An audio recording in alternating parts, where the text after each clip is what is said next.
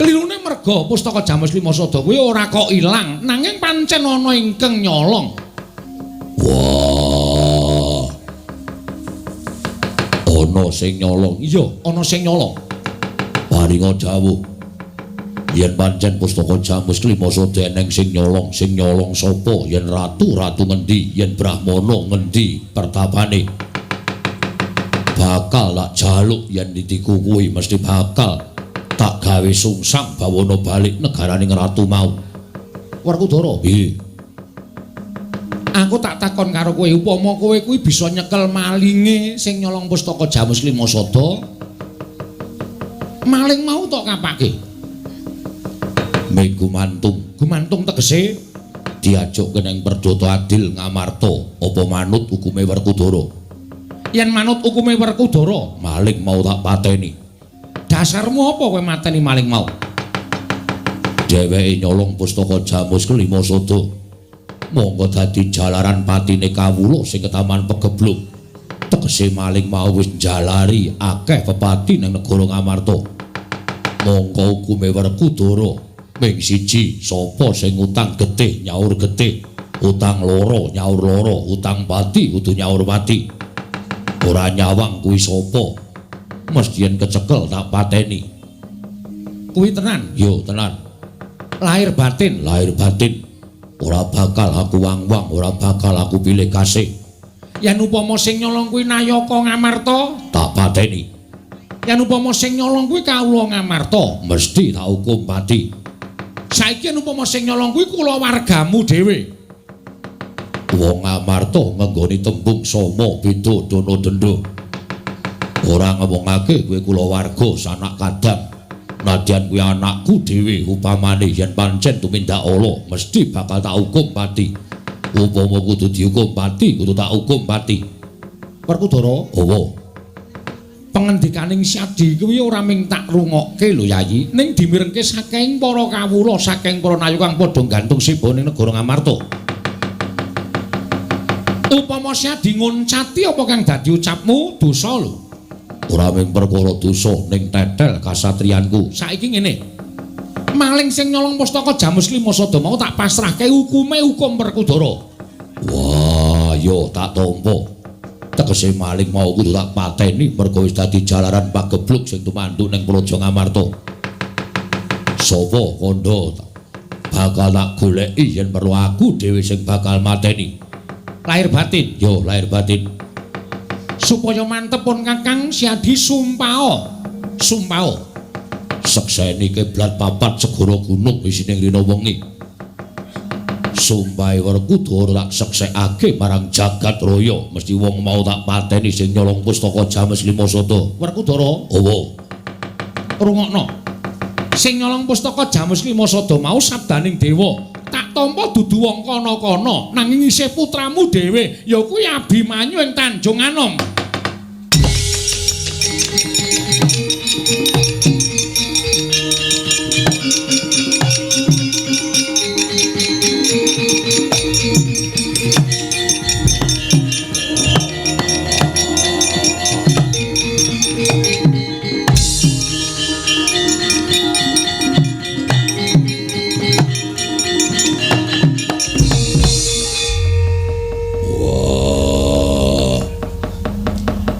Sinamber gelap rasaku bareng Kresna kakangku paring dawuh sing nyolong pustaka Jamus Limasada anakku Abimanyu.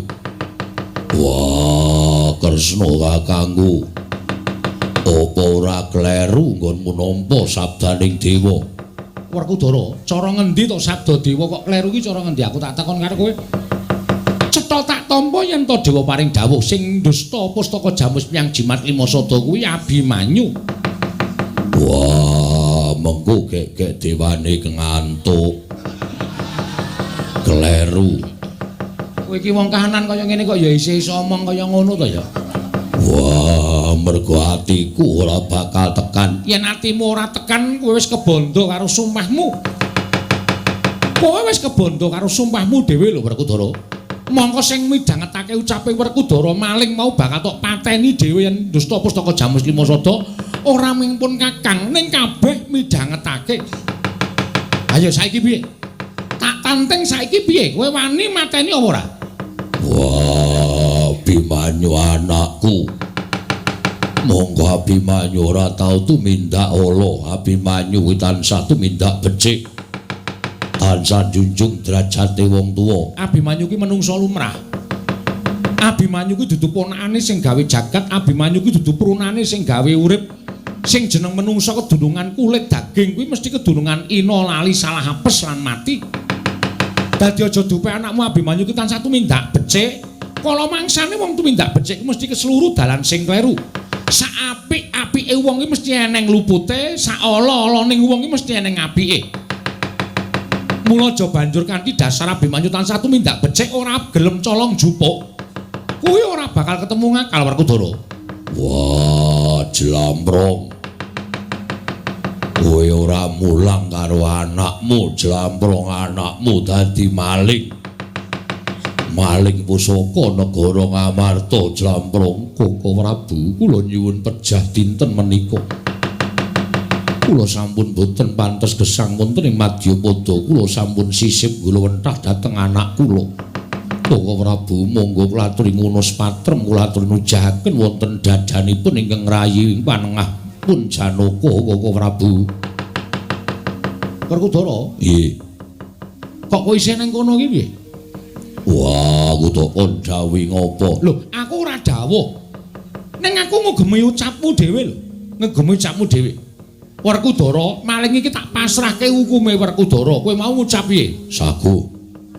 Yen sagu tegese hukume Werkudara, jarene wong nyaur kuwi kudu trep lan jumbo, sak traju lan sak bobot. Utang getih nyaur getih, utang nyawa nyaur nyawa. Mongko Abimanyu nyolong pusaka Jamus Lima Sada kuwi dadi jalaran pagebluk sing tumanduk ning negara Ngamarta. Akeh kawula sing padha tekaning pati. Turta kowe wis saguh bakal gawe patine maling mau. Lah kok saiki malah ning kono gereng-gereng. Kowe mangkat ora, Werkudara? Wah, ora usah waweh to. Mangkat ora? Ora mangkat aja nglakon dosa.